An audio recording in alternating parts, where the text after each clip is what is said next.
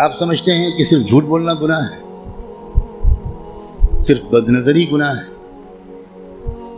صرف زنا اور چوری گناہ ہے، اور آپ یہ نہیں جانتے کہ قرآن کو نہ سمجھنے کی کوشش کرنا یا سمجھنے کی کوشش نہ کرنا یہ ان سارے گناہوں سے بڑا گناہ ہے۔ آپ انجینئر ہیں، بڑے خوش ہیں کہ میں انجینئر ہوں، آپ ڈاکٹر بن گئے، بڑے خوش ہیں کہ میں ڈاکٹر ہوں، آپ تاجر بن گئے اور آپ خوش ہیں کہ میں تاجر ہوں،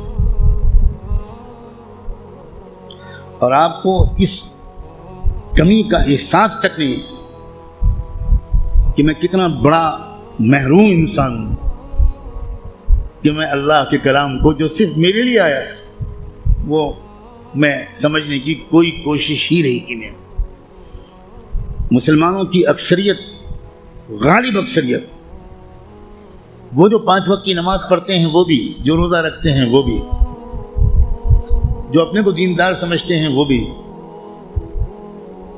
جو کچھ دینی کام بھی کرتے ہیں وہ بھی، اس بڑے گناہ میں تقریباً سب شریک ہیں کہ وہ قرآن مجید کو سمجھنے کی کوئی کوشش نہیں کرتے اور قرآن مجید کو نہ سمجھنے کو گناہ نہیں سمجھتے یا سمجھنے کی کوشش نہ کرنے کو گناہ نہیں سمجھتے۔ تو آپ قرآن مجید کو سمجھنے کی کوشش فرض عین سمجھیں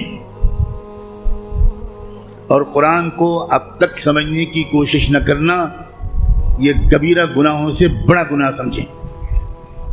اور رمضان کا مہینہ جو گناہوں سے توبہ کرنے اور معافی مانگنے کا مہینہ ہے، اس میں سب سے زیادہ اس گناہ سے توبہ کریں۔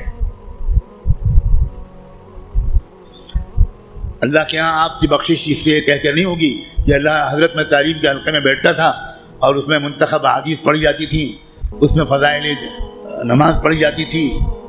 یہ منتخب احادیث اور فضائل نماز اس لیے پڑھی جاتی ہے تاکہ قرآن پڑھنے کا، سمجھنے کا شوق پیدا ہو۔ اور اگر کوئی کتاب قرآن مجید کے سمجھنے کی کوشش کے راستے میں ایک رکاوٹ بنتی ہے تو میں کہنے کی ہمت بھی نہیں کرتا، ضرورت بھی نہیں سمجھتا کہ وہ کتاب یا اس کتاب کو یہ درجہ دینے والا اللہ کے ہاں کدھر کھڑا کیا جائے گا۔ رسول اللہ یہ شکایت کریں گے قیامت کے دن کہ سن لیجیے یہ قرآن میں آیا ہے، اور شکایت کیا کریں گے؟ یہ نہیں کہیں گے کہ ان کی ٹوپی 4 کونوں کی نہیں ہوتی تھی، یہ شکایت نہیں کریں گے رسول اللہ مسلمانوں کی جن کی داڑھی چھوٹی تھی۔ رسول اللہ شکایت یہ کریں گے کہ اللہ یہ ہے میری قوم جس نے قرآن کو چھوڑ دیا تھا۔ آپ جس کی شفاعت کی دعائیں کر رہے ہیں وہی آپ کے خلاف اللہ کی عدالت میں مقدمہ دائر کرے گا۔ ہماری عورتیں 100% تقریباً قرآن مجید کو ٹھیک سے شاید پڑھ بھی نہیں پاتی، سمجھنا تو بہت دور کی بات ہے۔ ہم نے کبھی فکر ہی نہیں کی کیا ہو گیا، مجھے کچھ سمجھ میں نہیں آتا۔ قرآن صرف تلاوت کے لیے نہیں آیا ہے۔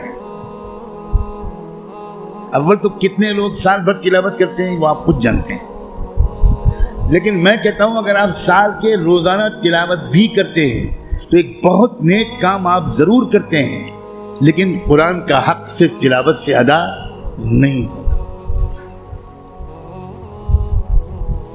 آپ کے دوست کا خط آپ کے پاس آئے، آپ کی ماں اپنا خط لکھے، آپ دور کہیں رہتے اور ماں آپ کو خط بھیجے، آپ خالی اس خط کو روزانہ پڑھ لیا کریں گے بس؟ اور دوست یا ماں اگر آپ سے کوئی مطالبہ کرتی ہے تو آپ اس پر عمل نہیں کریں گے؟ یہی سلوک ہم قرآن کے ساتھ کر رہے ہیں۔ قرآن کیا ہے؟ اللہ کے خطوط کا مجموعہ ہے، لیکن ہم کو کچھ خبر نہیں کہ اللہ نے ہم کو خط میں کیا لکھا ہے۔ آپ کا دوست آپ کو خط لکھے اور آپ اس کو سمجھ نہ پائیں، آپ چین سے سوئیں گے؟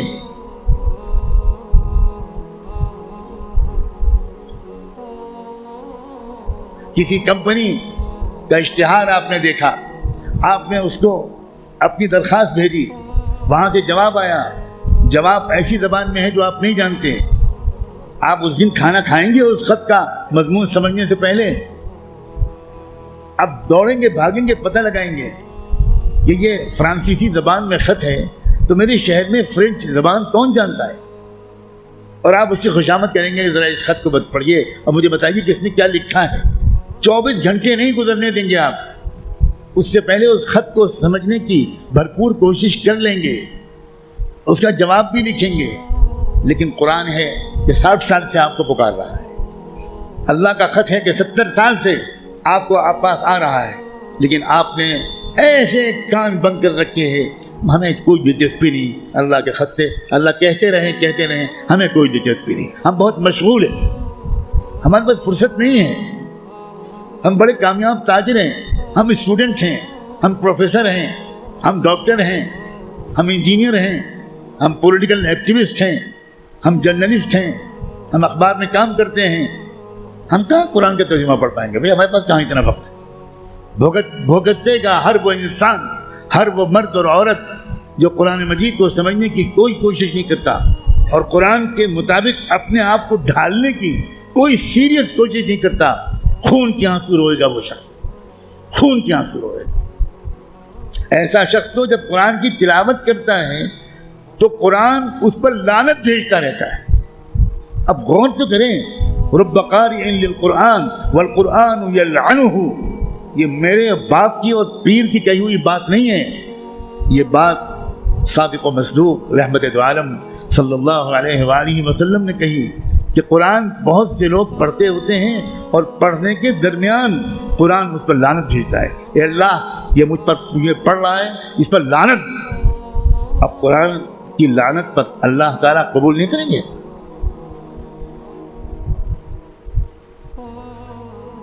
جو توہین قرآن کی ہم نے کی ہے، جو بے عزتی قرآن کی ہم نے کی ہے، اس کے حساب سے ابھی مسلمانوں کی اتنی پٹائی نہیں ہوئی جتنی ہونی چاہیے۔ آپ اتنی پٹائی پر پریشان ہیں، ابھی تو شروع ہوئی ہے پٹائی، پھر دیکھیے گا آئندہ کیا ہوگا۔